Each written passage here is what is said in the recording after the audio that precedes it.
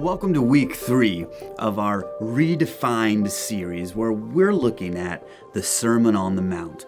Probably one of the greatest speeches ever given, but also an incredible redefinition of the law, redefinition of our relationship with God. And you heard last week from Pastor Eddie, who talked about us being salt and light to the world, basically fulfilling our purpose as believers to bring value to this world. And we get to chapter 5, verse 17 to 20 as our focus passage today. So if you want, you can go ahead and turn there. I'm not going to read everything. I'm going to be kind of skipping around today, but I want to end with the passage that Pastor Eddie spoke on, and that's verse 16. In the same way, let your light shine before others, that they may see your good deeds and glorify your Father in heaven. So it's not show them your good deeds.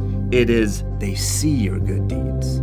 So the intention behind your good deeds is not to show people, it's for them to see it in you or to see the good deeds. Why? Because the difference is, the first one is, I want to show them to glorify myself. And the second is, when they see my deeds, they actually look past me and look to Jesus and glorify actually their Father in heaven. That is why righteousness exists. And so we get to this next part, verse 17, that talks about Jesus being the fulfillment of the law. And Jesus basically goes into the nature of righteousness in the next few verses. We'll be talking about some next week as well, but he really goes to the law here. And verse 17 says, "Do not think that I have come to abolish the law of the prophets." So he was accused of doing this, of, well, the law and prophets don't matter. And so the scribes and the Pharisees would get mad at him. But he says, I've actually not to come to abolish them, but to fulfill them.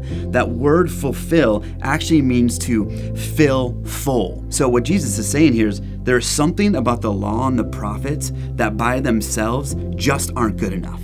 They kind of just let you get by at this point. And now I've come to fill full the law, to fill the actual purpose of what the law is, because through the scribes and the Pharisees, who would hold to tradition, hold to, it's all about the outer aspects of who I am. Therefore, they were marginalized people. They were using religion to gain power. And Jesus says, whoa, I've come now to actually redefine the law.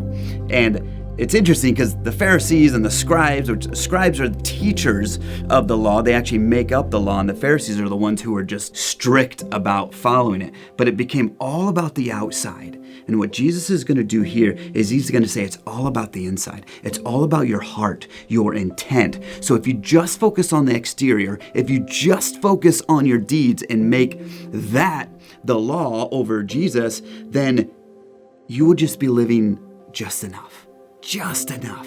And just enough just is not good enough. In verse 20, Jesus ends by saying this. And imagine that you're a Pharisee or a scribe and you're just holding to the letter of the law.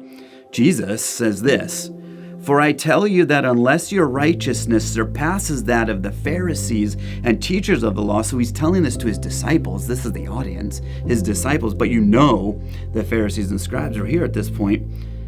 "Unless your righteousness surpasses that of Pharisees and teachers of the law, you will certainly not enter the kingdom of heaven." So your eternal stake here is what Jesus is saying, is not about the outside of the cup, but the inside. We see Jesus elsewhere, saying to the Pharisees that you're so worried about the outside of your cup, but actually you really need to worry about what matters. And that's the internal filth that you actually have, because my Father in heaven, he's actually going to look internally. And so Jesus is saying here, it's not about the law alone, because that would be outside in living.